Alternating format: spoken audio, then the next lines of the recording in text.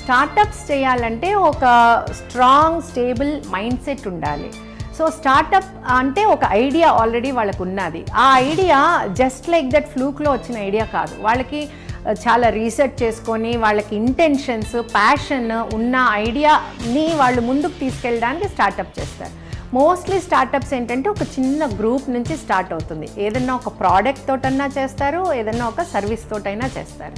So ఈ startup ఎప్పుడు మైండ్లో ఉన్న తర్వాత దానికి ఒక బ్లూ ప్రింట్ వేసుకొని మనం ఎలా దీన్ని వర్కౌట్ చేయాలి, దీన్ని మార్కెట్లోకి ఎలా తీసుకెళ్ళాలి అనేది వాళ్ళందరూ వాళ్ళ టీం ఎవరైతే 3, 4, 5 ఎంతమంది ఉంటారో స్మాల్ టీమ్ తోటి స్టార్ట్ చేసుకున్నప్పుడు వాళ్ళ ఫస్ట్ థింగ్ వాళ్ళ ఫ్యామిలీస్కి చెప్పుకోవాలి, వాళ్ళ నియర్ అండ్ బై వాళ్ళకి చెప్పాలి. ఎందుకంటే బిగినింగ్లో మార్కెటింగ్ ఎక్కువ చేయకుండా మౌత్ పబ్లిసిటీ తోటి మార్కెట్లోకి పెనిట్రేట్ అయిన తర్వాత అప్పుడు వాళ్ళు దాన్ని మార్కెటింగ్ చేసుకోవచ్చు. సో ఈలోపు వాళ్ళకి మైండ్లో ఫస్ట్ ఐడియా క్లియర్ ఉండాలి, నెక్స్ట్ కమ్యూనికేషన్ క్లియర్ ఉండాలి near and dear వన్స్ది.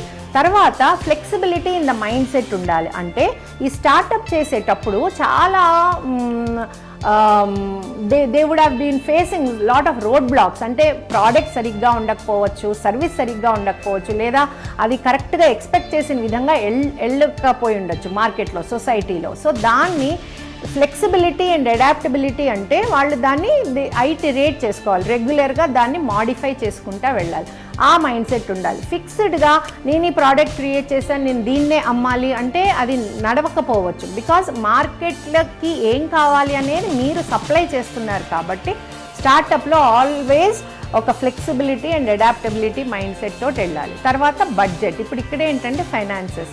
Mostly startup వాళ్ళు తక్కువ అమౌంట్ తోటి స్టార్ట్ చేస్తారు, పెరిగే కొద్దీ they will be able to invest, rotation పెట్టుకుంటూ ఉంటారు.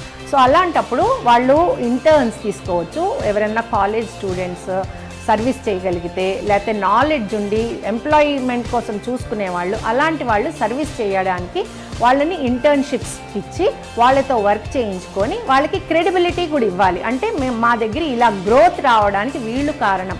అంటే అగైన్ 1 వే వర్క్ కాదు, 2 వే. ఇద్దరూ కూడా ఈ ఇంటర్న్స్ వచ్చినప్పుడు వర్క్ పెడతారు, వాళ్ళకి మనం రికగ్నైజేషన్ ఇవ్వాలి. సో ఈ 2 రకాలుగా వాళ్ళకి హెల్ప్ చేస్తే it is a mutual win situation అనమాట.